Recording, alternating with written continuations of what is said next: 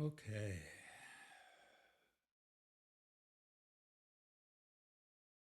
Just bring some attention to your breath.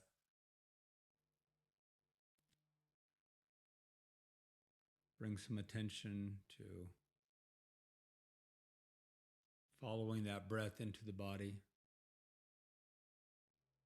And be aware of the presence of body, the presence of presence.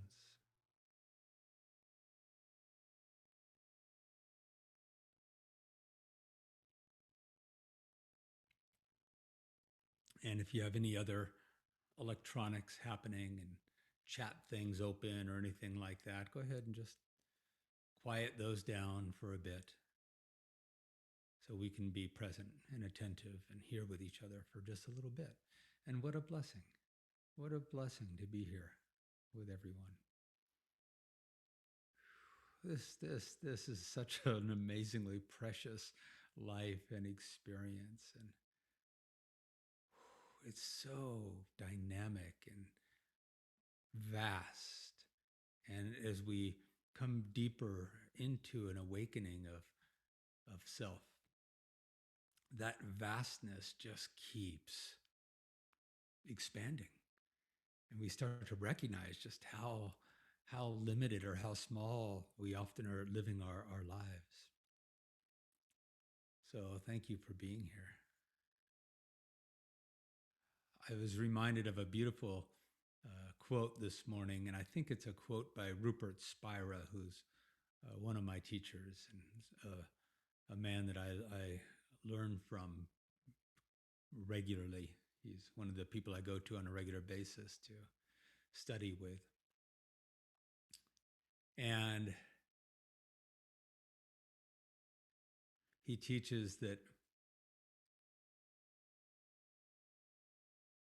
peace is happiness at rest. And happiness is peace in motion.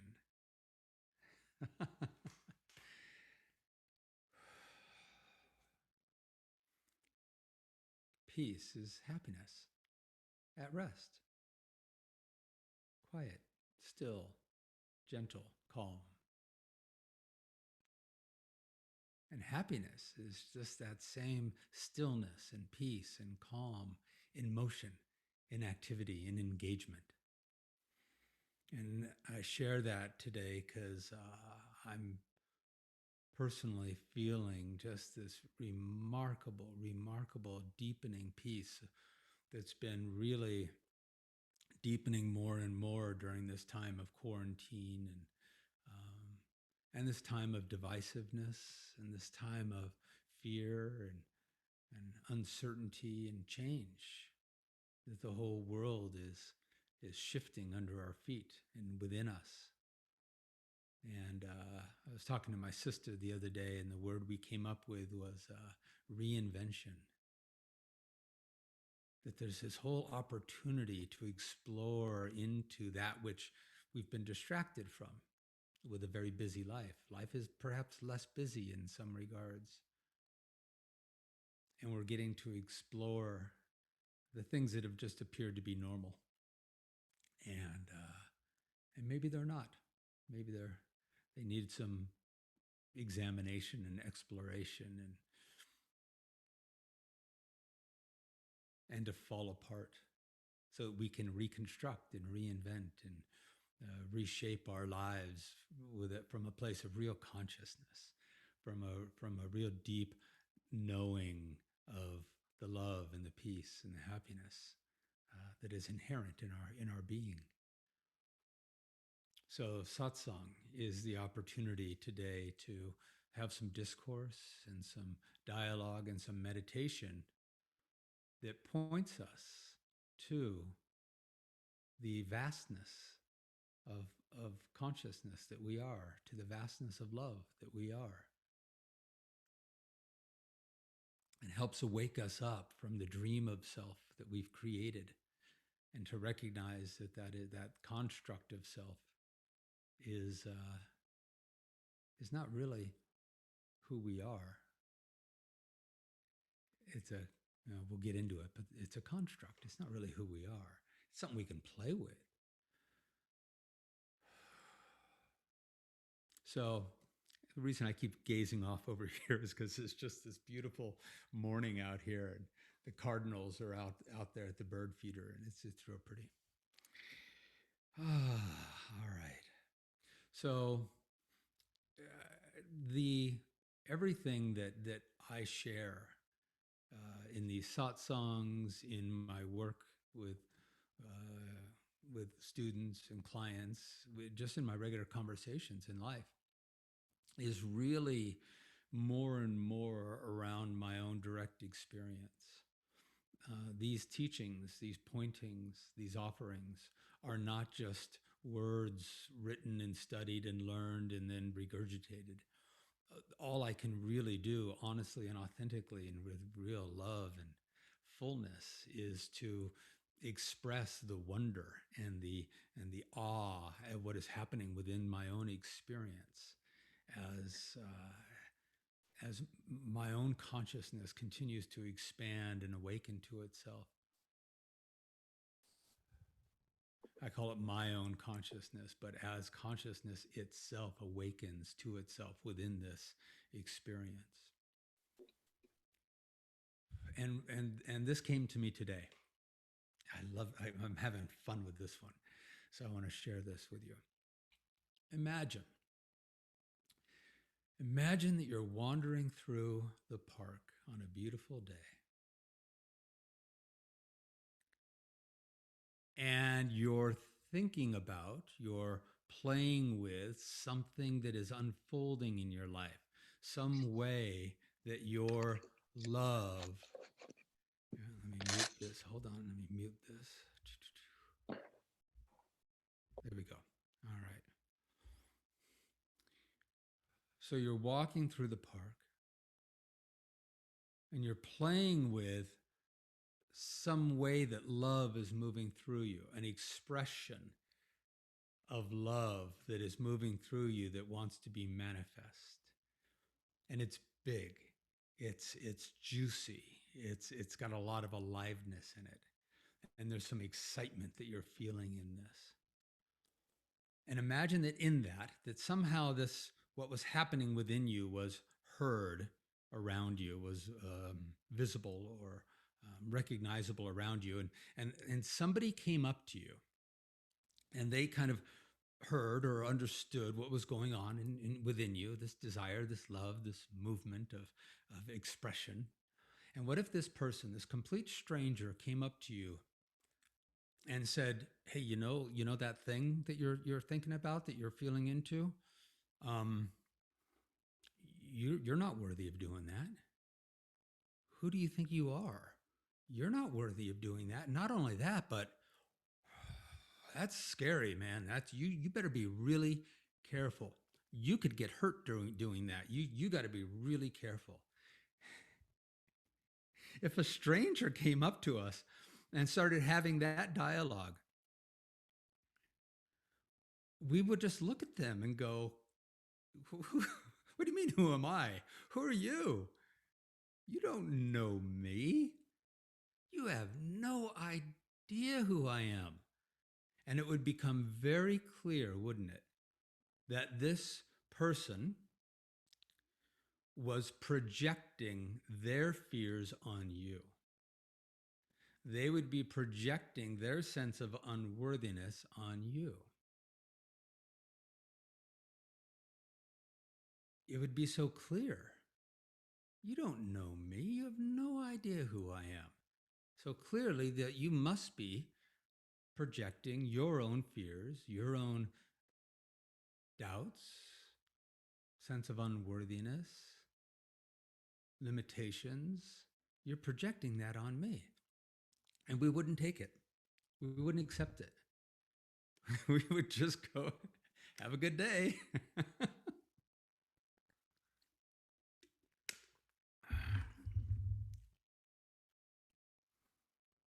That's what our own mind is doing to us.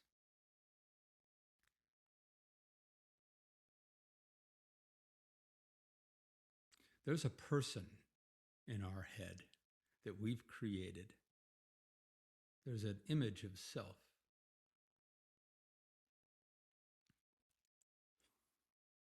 That the mind has constructed, the ego has constructed.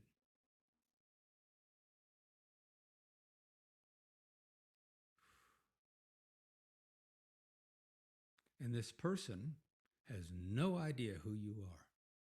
That's a wild concept. That this thing we call me doesn't actually know me. All it knows is its own construct. The mind is not interested in you. It's interested in its own story. It's interested in projecting and defending and continuing its own story.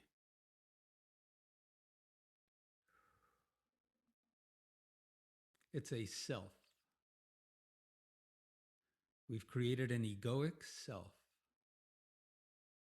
that is projecting its fears and its doubts and its uncertainties and its story on you. You, beautiful you. And yet we believe it. Because it doesn't seem like it's a stranger, does it? It's been with us our whole lives. There, right with us, our whole lives. And so, of course, we think it knows us. It knows the truth of me. Ooh, no, it knows my foibles. It knows my inadequacies. It knows my sense of lack. No, it doesn't, because those aren't true. There is no not wholeness of you.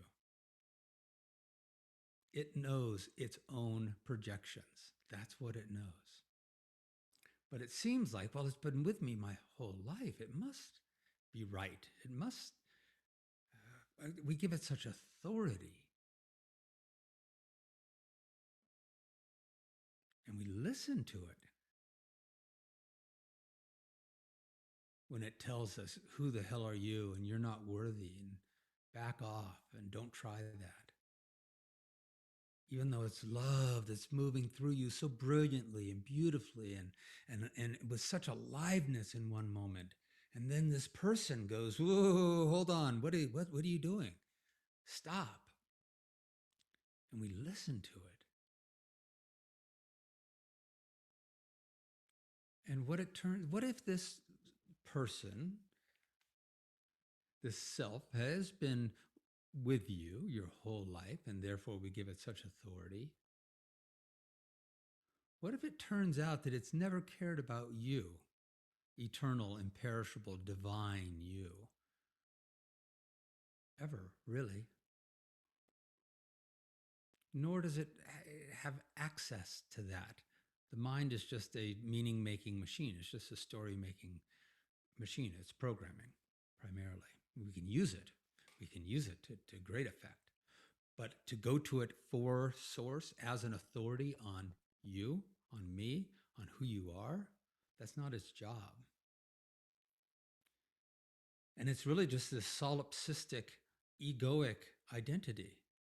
And it'd be like having a friend like that. This friend's been with you your whole life, and they're trying to give you guidance. They're projecting their fears and their uncertainties upon you. And you start to recognize that maybe you don't want to have this friend around so much. You don't want to listen to them so much because they've never really known you. They've been so solipsistic and egoically centered, self-centered, that they've never known you.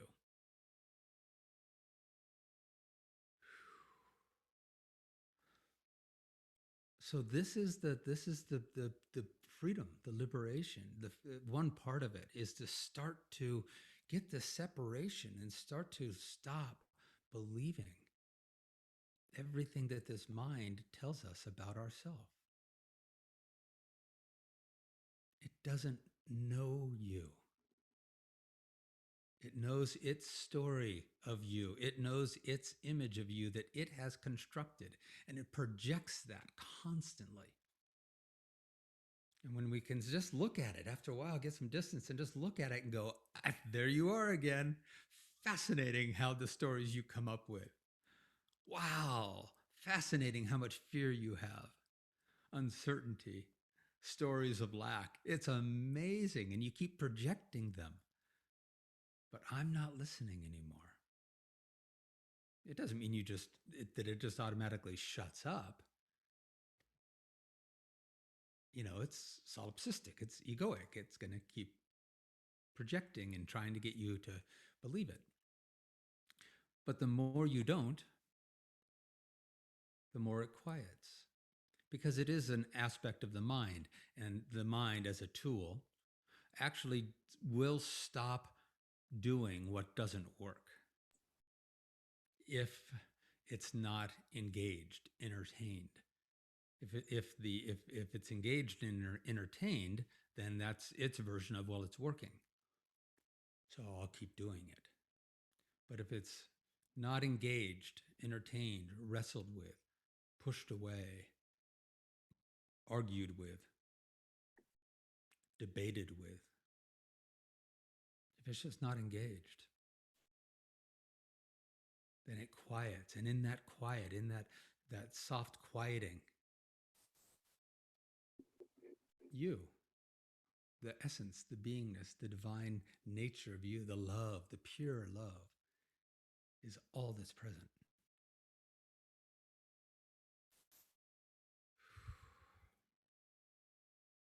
So we've got to stop giving such authority to this mechanism of self. And I was sitting out this morning just being, and it was a while to recognize how much I don't need the story. There's the self, there's love, there's authentic, pure, vibrant, beautiful, loving beingness. That is quite enough to navigate this world, to play, to explore. And you start to recognize that the egoic self that is still there, but greatly purged of identity, it just ends up being in service to what moves through us as love, how to implement it, how to move it, how to engage it, how to play with it. But we need to stop going to the mind as a reference of self, as an authority on self.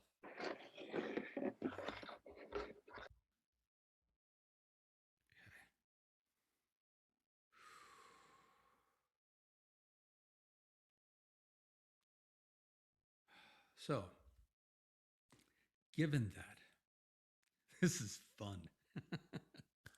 And it takes a while. It just takes a while. This thing's been an authority for so long. It's been the only thing we've known to go to reference. Am I okay? Am I safe? Am I lovable? Am I worthy? Well, let me go to this thing that I call me and ask. And it doesn't know. It just projects its story again and again and again. So it takes a while to break that habit. And part of that is learning within our meditative stillness how to point our awareness beyond the story, beyond the mind, beyond the transience of egoic identity, and to feel what's always there, beyond the noise of the mind, the story, the conditioning, the construct. Beyond that, what has that covered? What has that layered over? What is that veiling? And to feel into there's something that we can come to rest in, that is whole and eternal and imperishable. And from there, we can then come back and engage that mind. We can engage that story. I know earlier I said don't engage it, but you engage it just with a curiosity, with a witnessing. It's more of a loving.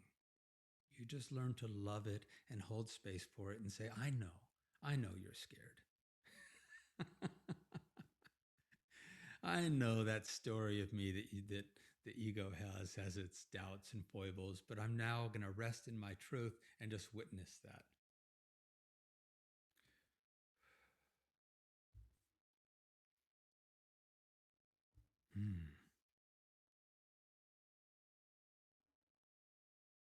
So I'm going to read a beautiful poem, real brief little poem, and then I'm going to open it up and we can have a little dialogue if anyone so desires. So I was thinking about this morning, or feeling into it, because I woke up this morning and there were about 20 different topics and ways in and ways to talk that was enlivening, opening up for me. And this one really started to land, this sense of resting in our peace, resting in our peace and engaging the world from our peace, rather than engaging in our story and then trying to construct or manipulate a world to create peace. When I get all that organized, when I get all this back to together, and there's no more threats out there, I will return to peace. No, let's return to our peace that we are. First, rest in our natural great peace. And then from there, meet the world of change and dynamic and uncertainty and not knowing. To meet the unknown, to meet the change that is inevitable from our unchanging, unwavering peace. And so I was feeling into that, and I was listening to my morning music. I've got a playlist of a couple of thousand songs that are beautiful for morning hours. And in listening, this song came on, and it was a poem put to music. And the title of it is Rest in Natural Great Peace. And it's by Rinpoche, Nyashui Ken Rinpoche. And the poem is, rest in natural great peace, this exhausted mind. Rest in the natural great peace, this exhausted mind, beaten helplessly by karma and neurotic thoughts. Like the relentless fury of the pounding waves in the infinite ocean of samsara. Rest in natural great peace.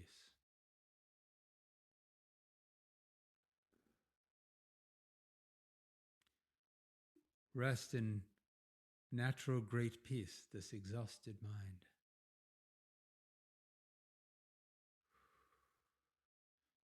To rest in our natural preconditioning, pre-identity, pre-egoic identity, the natural great peace of consciousness itself, the vast stillness of the one consciousness that is manifest through us, that is modulating through this egoic identity. Rest in the natural great peace that we are. This exhausted mind, beaten helplessly by karma and neurotic thoughts.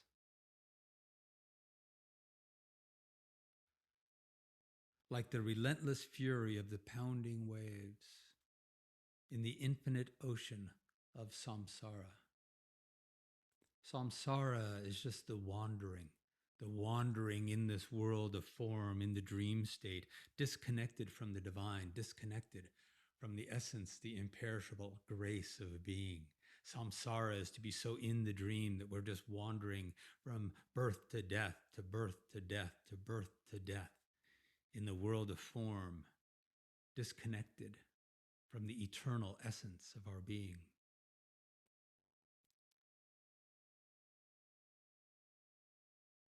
Rest in our natural great peace. And when the mind that is a stranger to us, that doesn't know us, when the egoic identity that has been constructed, when that person attacks or cajoles us with its fears and its doubts and its stories, maybe we be rested on our natural great peace and be able to meet that story and hear it and open our arms up wide and embrace it and love it like a loving parent embracing a scared child. If you've ever tried to reason with a scared child or a wounded animal that is in fear, often the best thing you can do is just love, just to hold space.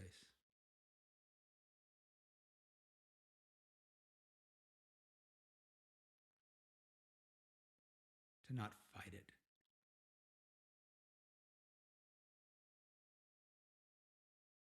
To not try to destroy it. But just to rest in our natural great peace and meet our own mind, our own egoic identity. All right.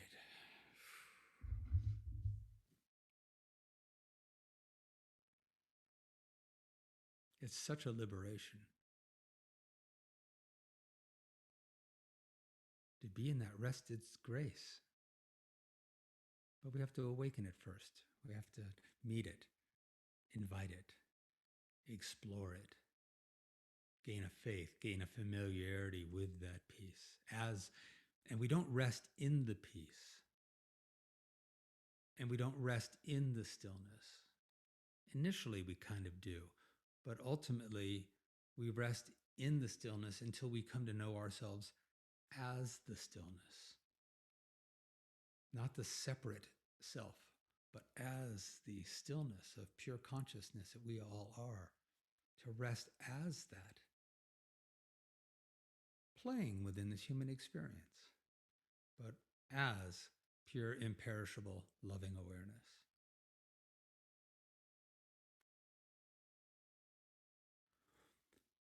So is there anything that anyone would like to share, ask, explore?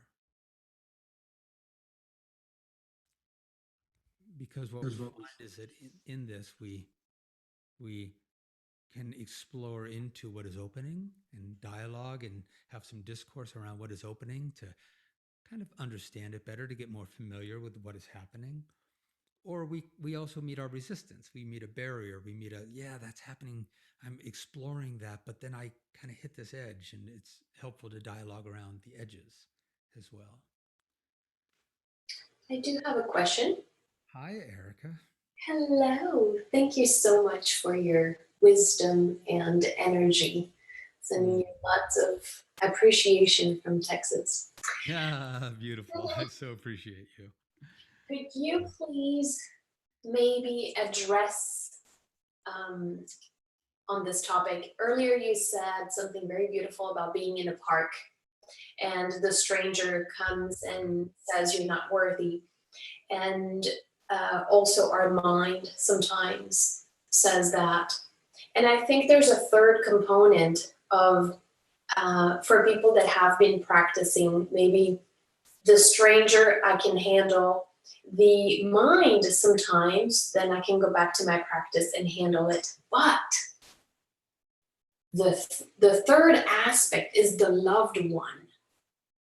A person, an individual, another being that you live with, or that you grew up with, or that is a friend.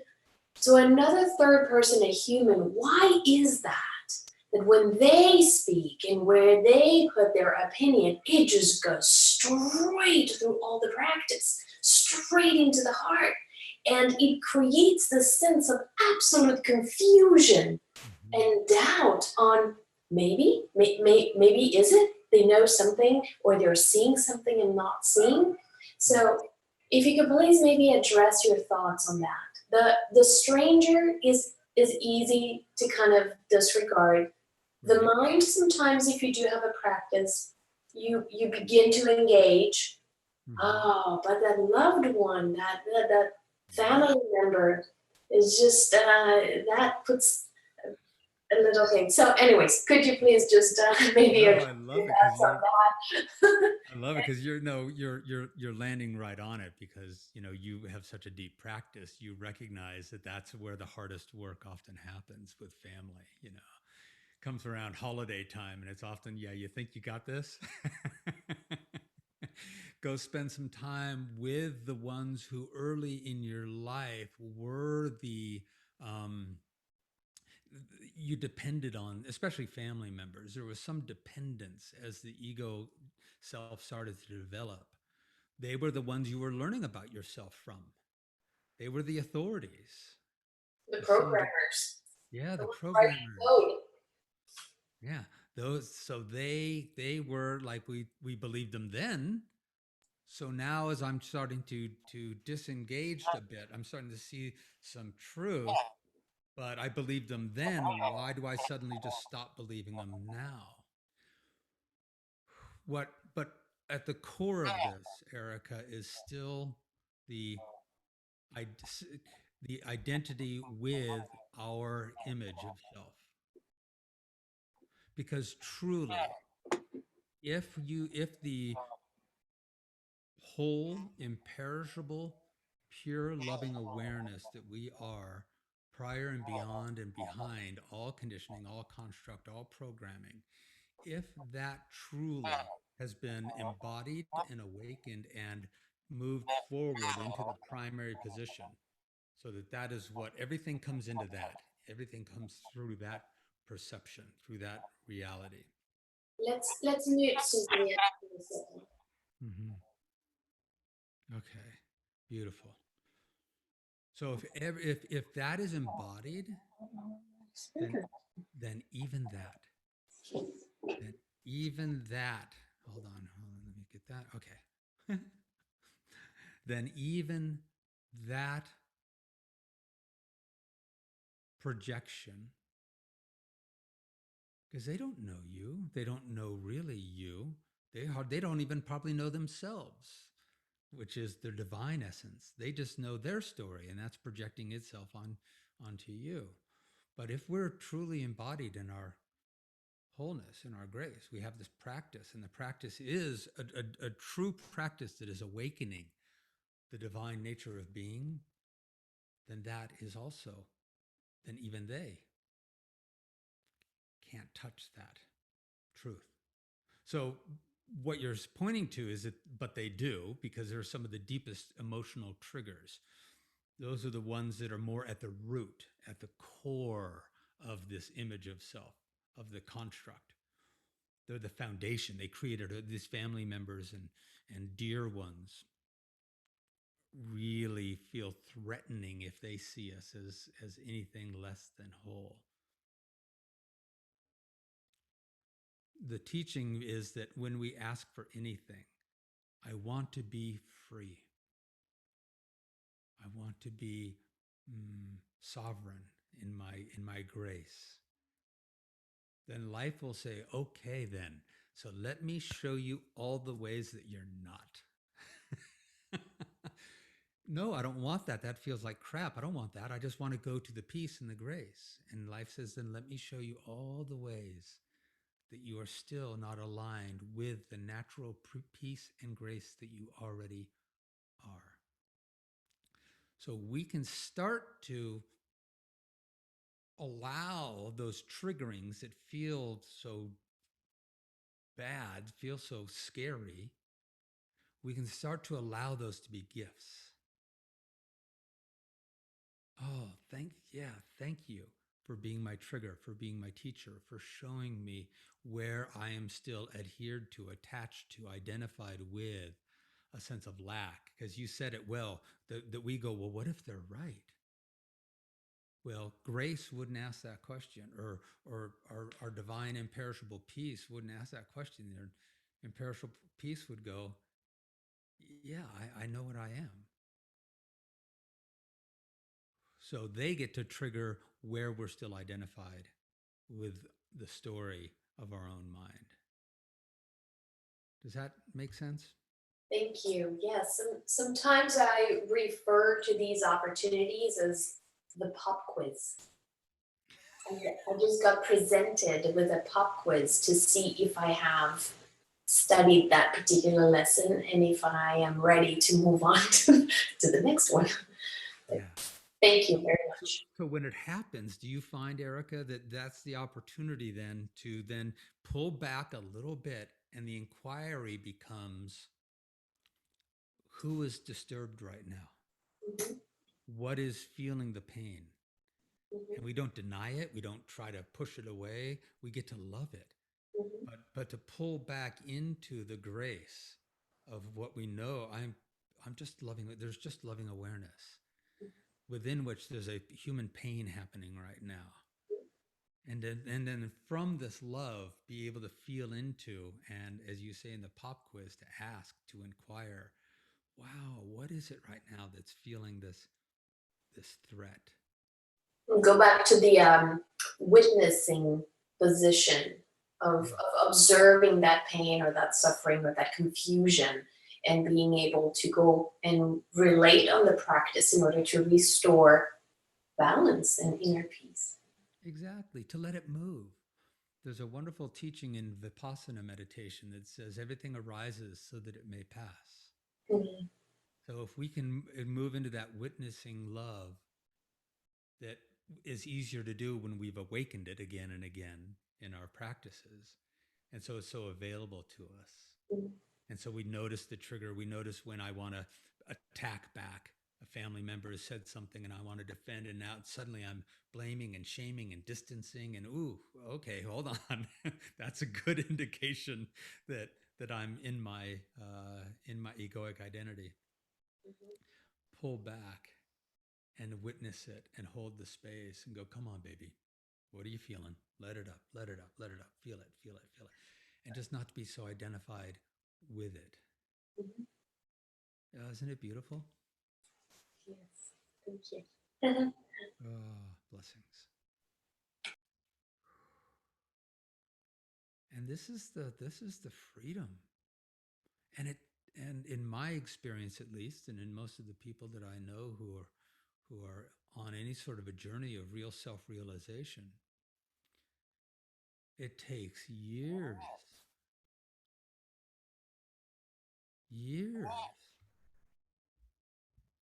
of feeling this separation, and so that we can rest in the natural great peace, and that it becomes familiar and trusted and real.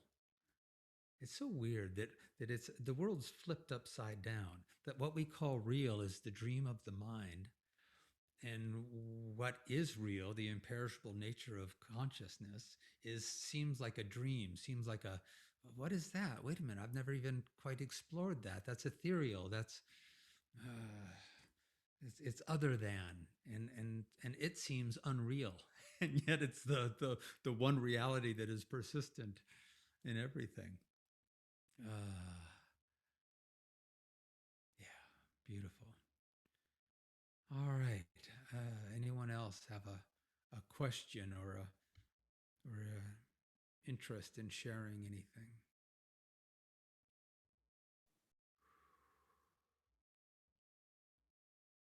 I see, Mom, your microphone is unmuted. Did you have a question?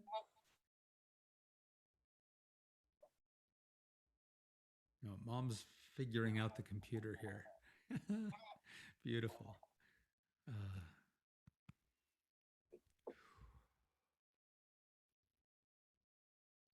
all right. So,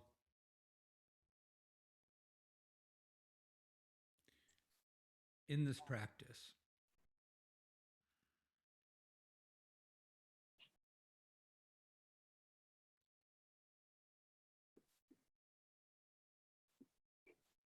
we first start to recognize what we're not. we start to recognize that this thing that we call self, that is the person that has been constructed in the mind,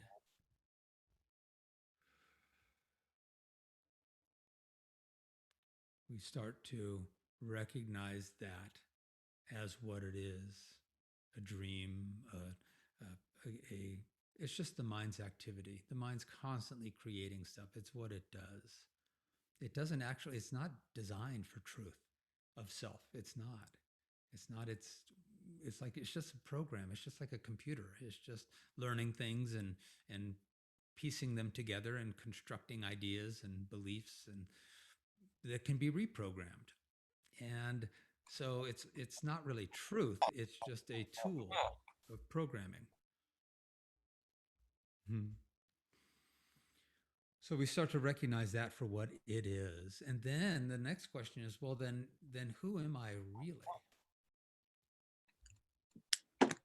So I'm going to have to hold on a second here. I got to fix something here.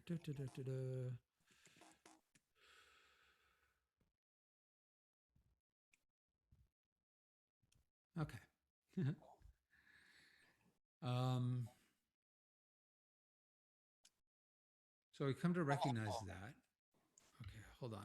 Hey, Mom, if you can hear me, I'm going to need you to stop playing with your microphone. I can't hear you. I have been muted by you, according to the message I get. No. I love it. Hold on one second, everyone. Mute just means I'm muting your microphone talking to me. But when I mute you, you should still be able to hear me. I can't.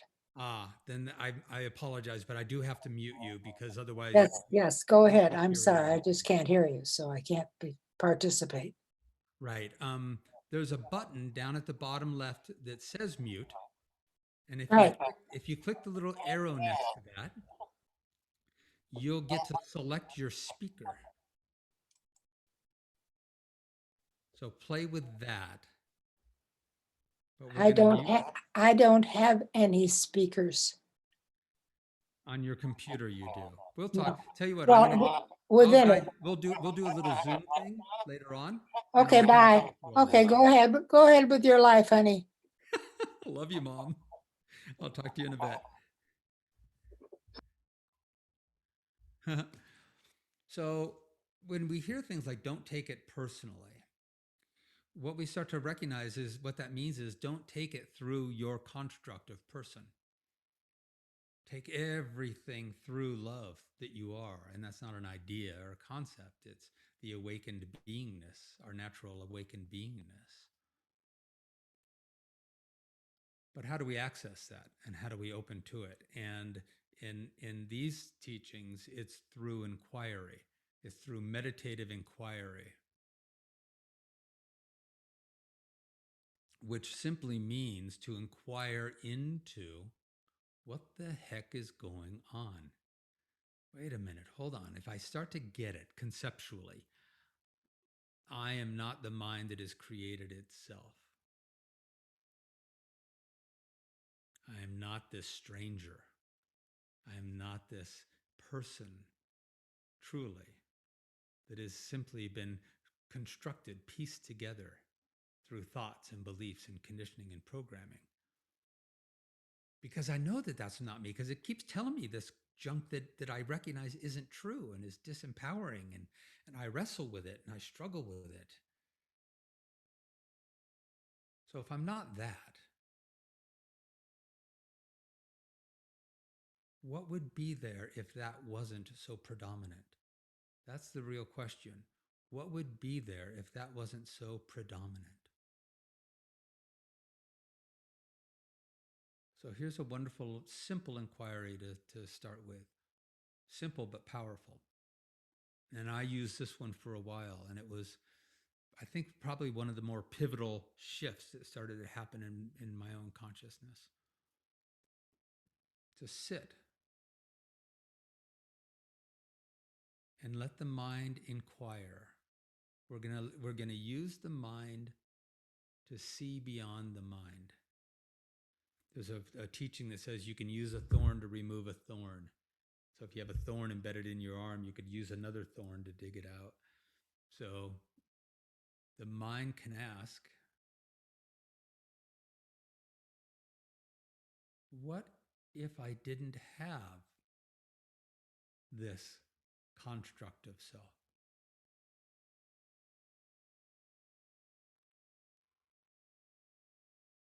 What if I didn't have such a powerful and dominating and domineering egoic identity?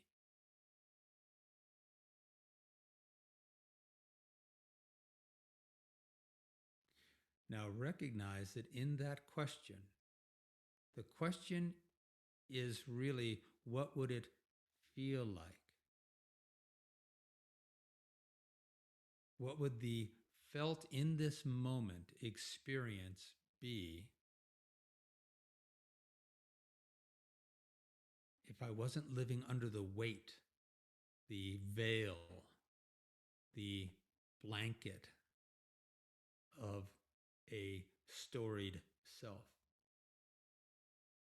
that I learned from mom and dad and teachers and abusers and society and media? And if I didn't learn and construct and cobble together, as somebody put it, we're just a cobbled together collection of coping mechanisms. If that wasn't in place, would I disappear? To feel into what would it feel like if even just for a couple of seconds, if I didn't have this noisy, fearful, dominating,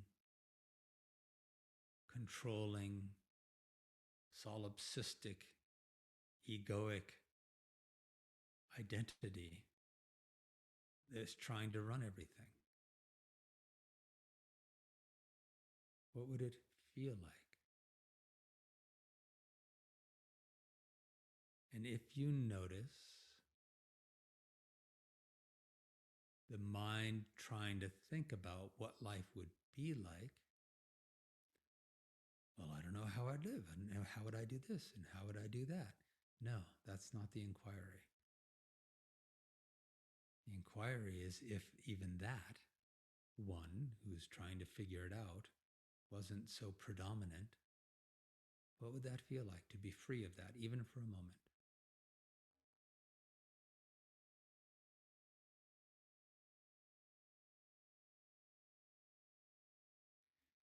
And it was helpful for me to add to that then, what if I didn't have a history that I utilized to construct this identity? What if I didn't have a history? What if I was just here, present, still conscious, but without a story? What would that feel like?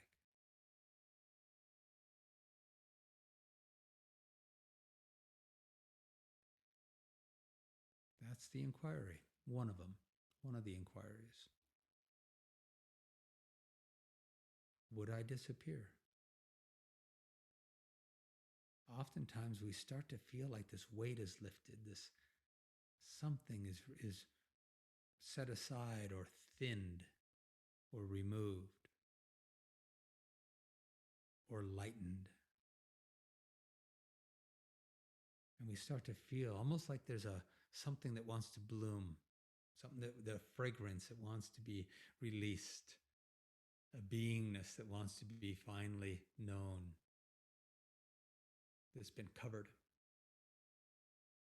by the distraction of the false identity.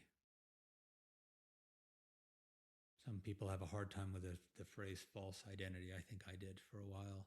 So maybe we just call it the constructed identity. That will end someday.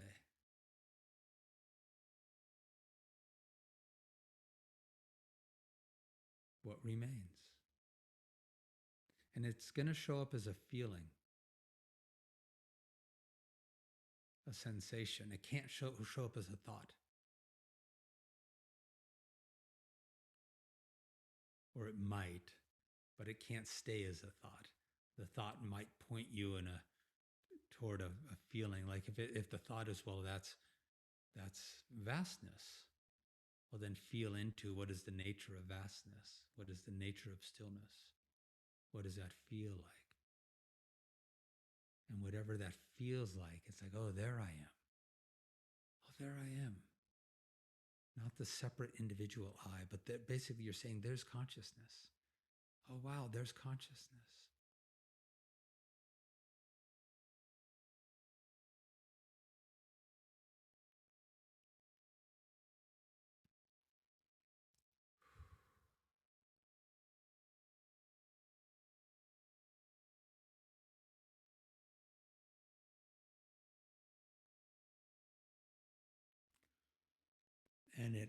And stay with it. Stay with it. It keeps opening, it keeps shifting, it keeps growing, it keeps expanding, it keeps deepening. How could it not? It's infinite. What we're talking about is the infinite love of consciousness, the infinite loving awareness, the infinite love that is all. How can that ever stop? Like it reveals itself and it awakens and but it's a little bit, and then that feels like, oh my god, this is so different, it's so amazing, and then that expands and that expands and that expands, and after a while it stops being so amazing. It just ends up being reality. Like there's a wonderful teaching that says, look, enlightenment is nothing, it's nothing extraordinary, it's just you. It's just you, the true, authentic, preconditioned you awakening. It's not an extra special thing. It's just you.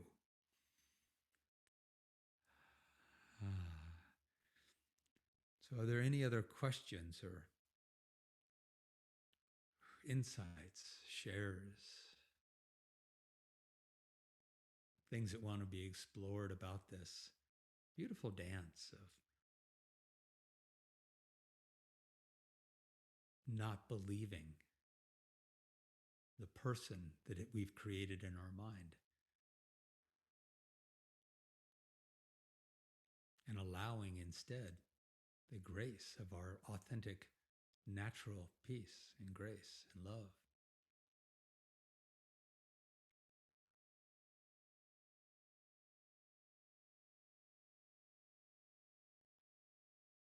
Hey, Jess. Hello, my dear. Mm, Good morning. How are you? I'm very well, thank you. How are you this morning? I'm doing well. I know it's kind of towards the end, but No, it's and all we right. could, I have a quick question. How do we know, or sometimes I wonder if everything I'm doing and I feel fully peaceful and fully love, my mind is not ruling the show.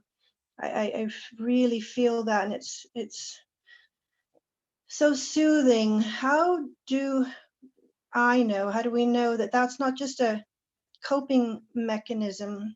I used to be into religion, and I would talk to, God, Jesus, whatever. And um, it was, I know for me, it was a coping mechanism. How do I know that this isn't just another coping mechanism? Because it's such a relief. It's like, gosh, how could I be anything else than this? Hmm. Good question.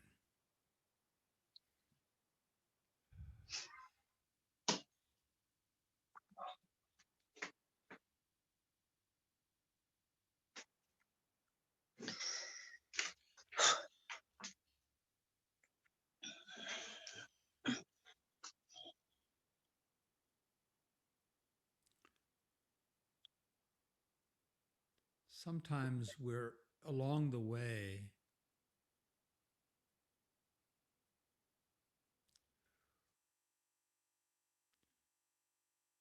we're on the path,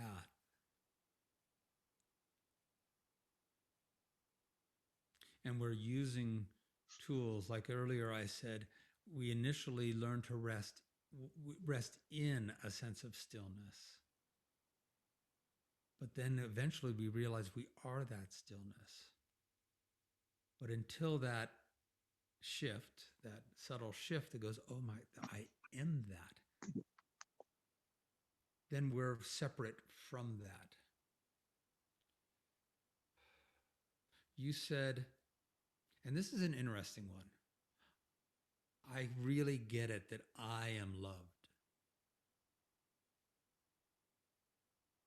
I am loved.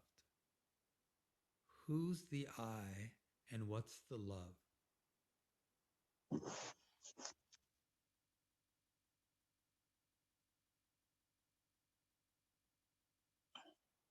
And are they separate?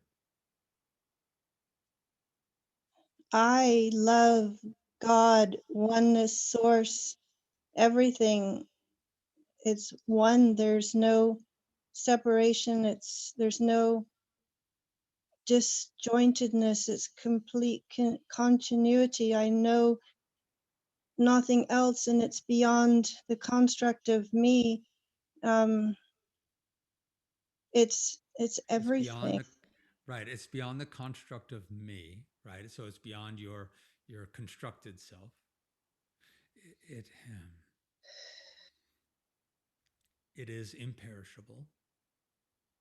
So I am loved. When you look at that statement, and we often will feel in that, oh, I feel so loved. Who's the I? Oh, something just happened on my screen. Hold on. Is somebody sharing their screen? Hold on. You're viewing Janice somebody's screen. I Hold don't on. think it's not me. Somebody had jumped in and shared their screen. Okay, beautiful. When you say I am love, who is the I? I'm I have my first initial response is complete blankness, no answer. Um, I no identity. Then how could that be loved? I am loved. It presumes a separate something. mm-hmm. So I this, think, yeah, maybe it's just words that I use, and certainly I feel it. I'm thankful to feel love and peace.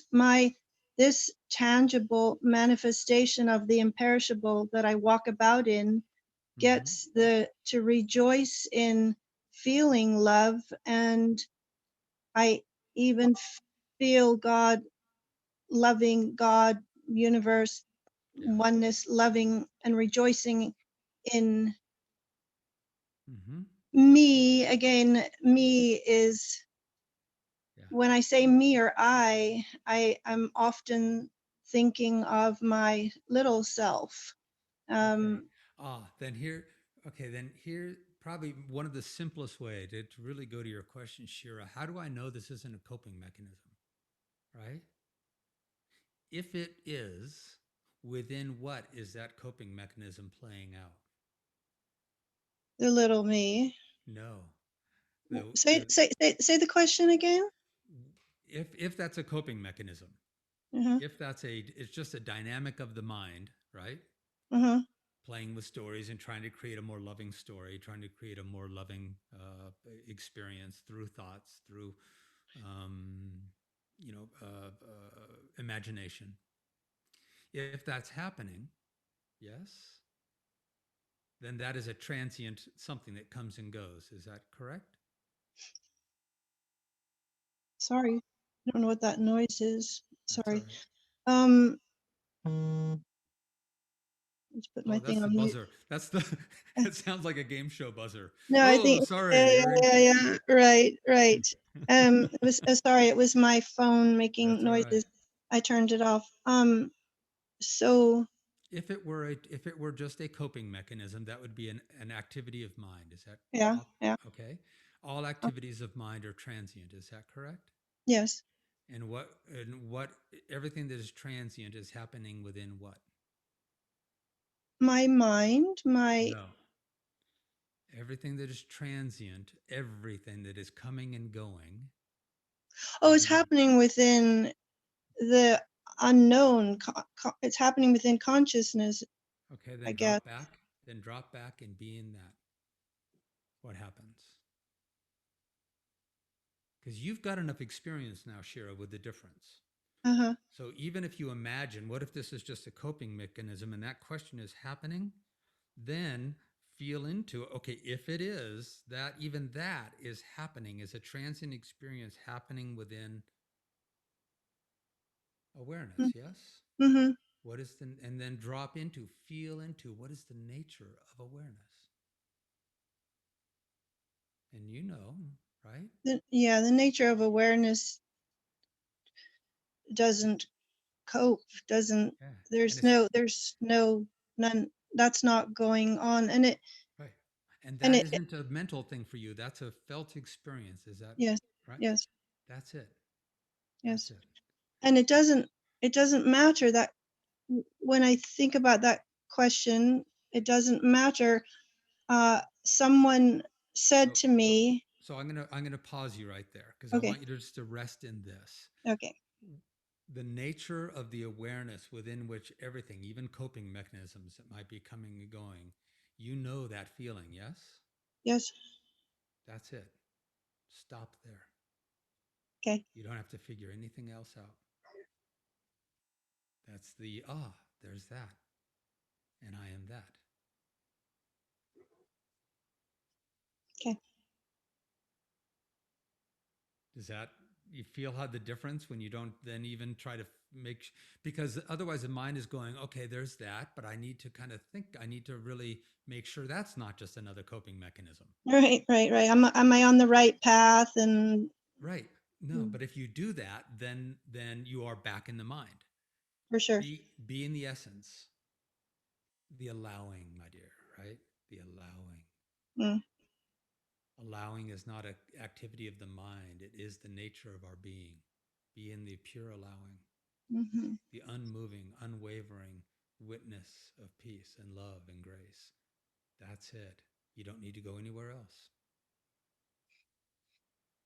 Yes, Rest in that and then watch and wonder everything that arises and passes within that. Yay, beautiful question. thank you. Yeah. All right. Thank you. Okay.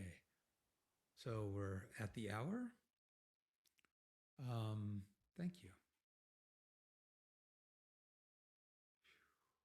It's a beautiful journey. It's squirrely. It's like waking up from a dream. If you've been in a dream for a long time, and you just initially wake up, you're not going to just pop open.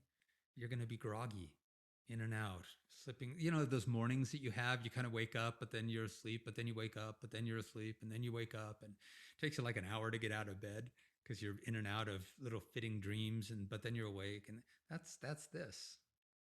So just allow all of that and have fun and be curious and ask questions and study and be devoted and explore into with your inquiries into the nature of what is awakening. On a technical level, if you have the ability and interest, there's some links in the chat area. I just popped them in the chat area for any donations that you'd like to make. These are free. These satsangs are sharing of love, and if there's any offering of donation to help support this that the equipment and the devotions and the lifestyle that go into uh, these shares, then they're welcome and they're appreciated, but they are not necessary. I'm still going to be doing Thursday nights. I don't know how much longer those are going to go, but for now, 5:30 Thursday evenings, and then again, the 10 o'clock Sundays are going to go on for a while. Thank you for your courage and your curiosity and your love. And thank you for being here in this engagement. All right, my dears. We'll talk to you soon. Blessings. Be well. And and if you're on YouTube, because this is streaming to YouTube, if you're a YouTuber and you're watching this, subscribe and like and thumbs up and click the bell and all the things that we say to do, because then you'll be alerted when there's more sharings and more live events coming up. And if you haven't signed up, you can go to my website, chessedwards.com, and sign up for newsletters and sharings and retreat offerings and things of that nature, so that I can convey to you a lot of the different opportunities that are there to continue this journey. And if you want to work with me directly, reach out. I love this work, and it's what brings me most alive. So blessings, my dears. Be well, and we'll talk soon. All right. Bye-bye.